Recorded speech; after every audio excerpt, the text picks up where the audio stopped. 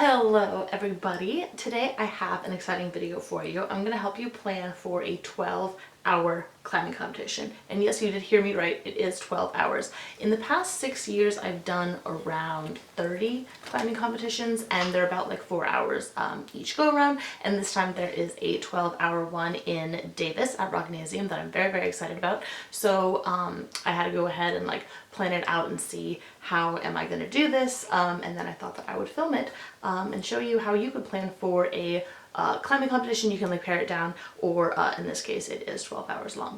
So the first thing is to print out a calendar, just kind of in preparation to plan out the days that you're going to go climbing. This one is a top rope climbing competition, so me and my sister are doing it together. So we kind of sat down, looked at our work schedules, and planned out some days, and then penciled them in right here. After going ahead and writing down how many days you want to climb each week, we went 2 or 3 times, went ahead and carved out 3 days before the climbing competition to not climb, just to give all those little muscles a chance to heal and kind of regrow and all of that. So 3 days before we are not climbing, and then also to kind of figure out when we were going to climb, crossed off any days that we were going away on a weekend, any trips that we had planned, any events that we had to go to that we wouldn't be able to climb that day, just kind of cross those off and work around those days in preparation for the event. This one's at the end of the month, so depending on when the competition is, you can print out different months calendars so that you can fill out your training days.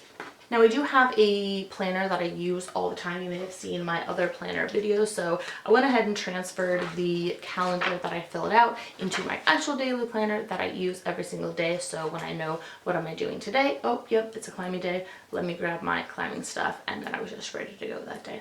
Now, because this isn't a standard competition that it's 4 hours, I've done a lot of them, so I just feel like I have that momentum going. My sister and I did sit down and kind of planned out just a little further of how we were going to accomplish this. So based on the other competitions that we did of rope climbing, not bouldering, we looked at how many climbs we did per hour just to kind of gauge how many climbs we would like to complete each hour.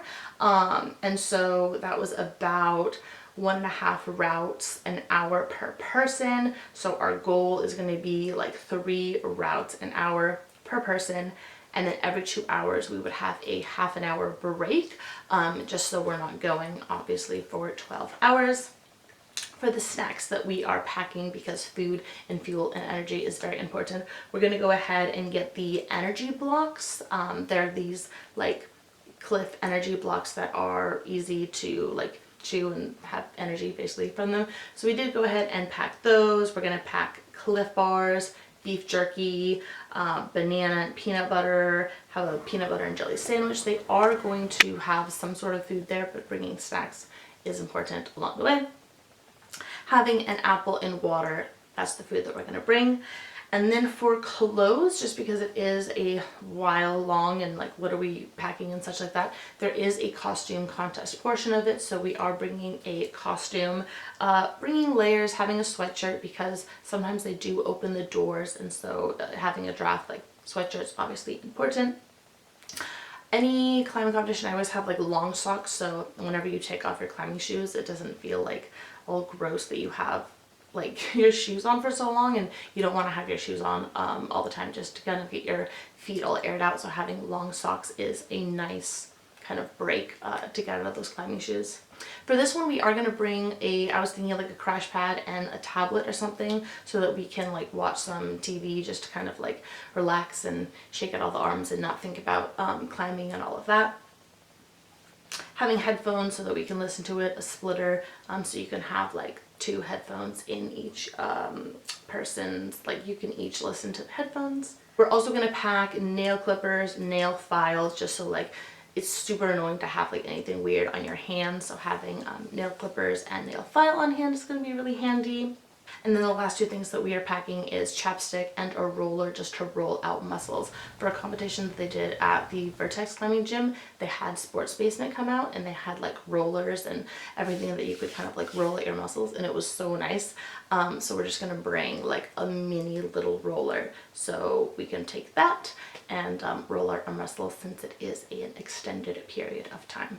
So that is pretty much all that I have planned for this climbing competition. We've been practicing for, or I should say like training specifically for it with these dates for about a month. If you wanted to check out any of my other climbing competition videos, I will plop them down below so you can take a watch, as well as like what I put in my climbing bag for climbing competitions. I've done a video of that as well. Let me know in the comments below how you prepare for climbing competitions or other competitions, and I'll see you in a future video. Bye!